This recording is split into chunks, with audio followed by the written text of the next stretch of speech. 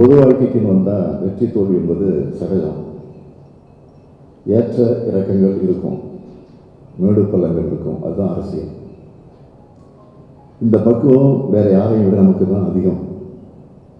இதுதான் பிறந்த அண்ணா அவர்களும் தலைவர் கலைஞர் அவர்களும் நமக்கு கற்றுக் கொடுத்திருக்கக்கூடிய பக்குவம், பாடம்.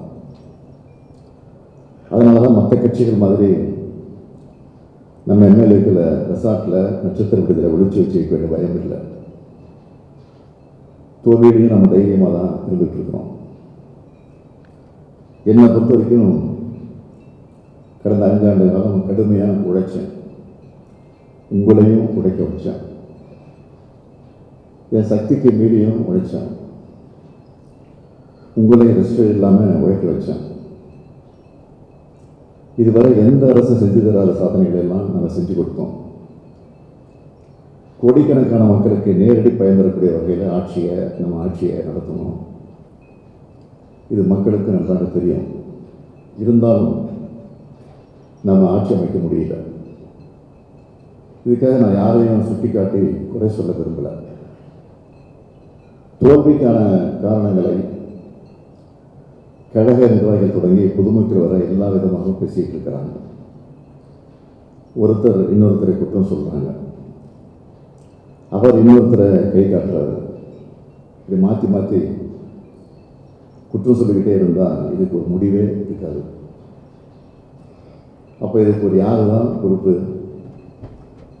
யாரும் யாரையும் குறை சொல்லாதீங்க. கழகத்தின் தலைவர் என்ற முறையில் நானே இந்த தோல்விக்கு பொறுப்பேற்றுக்கிறேன். இதுதான் நிதர்சனம். வெற்றி கிடைச்சா அதோட பெருமையை அடையக்கூடிய நான் தோல்விக்கான பொறுப்பையும் ஏற்றுக்கிறது எந்த தப்பும் இல்லை. அதுதான் நியாயம். நீங்களும் இந்த தோல்விக்காக அடுத்தவர் மேலே வழி போடாதீங்க. எல்லாரும் என்ன சொல்கிறாங்க, அப்படி செஞ்சுருக்கலாம், இப்படி செஞ்சுருக்கலாம், அது நடக்கலை, இது நடக்கலை, அவர் கண்டுக்கலை, இவரை கண்டுக்கலன்னு பழி போடுறாங்க.